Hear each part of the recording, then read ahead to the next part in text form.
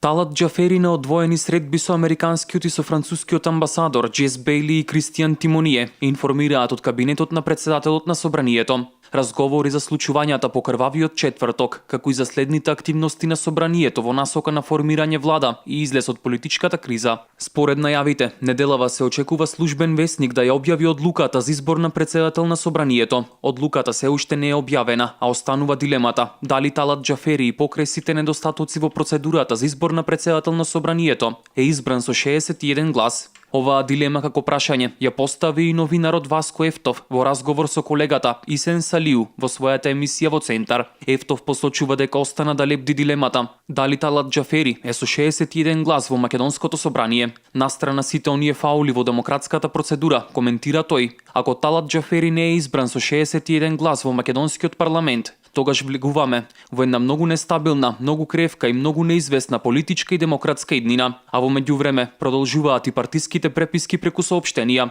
Спротивно од волјата на народот, уставот, законите и на деловникот, СДС се обиде нелегално да избере председател на собранието, кој уште првиот работен ден во неговиот кабинет постави албанско знаме и кабинетот го претвори во штаб на неговата партија. Нелегалниот председател на собранието најави дека седниците ќе ги води на албански јазик, со тоа што собранието на Република Македонија ќе стане трет парламент во регионот во кој седниците ќе се водат на албански јазик. Молкот на СДС е доказ дека почнува реализацијата на неуставната тиранска платформа. Ова ли беше дел од големата програма на СДС? За ова ли гласаа членовите и симпатизерите на партијата? Се вели во соопштението на ВМРО ДПМН. Од СДСМ пак и денеска истакнуваат дека граѓаните на Република Македонија ја очекуваат новата реформска влада и конечно да почнат промените за добар и достоинствен живот на сите. Од партијата ги најавија првите мерки: зголемување на минималната плата, укинување на радиодифузната такса, дневна и викенд ефтина тарифа на струјата.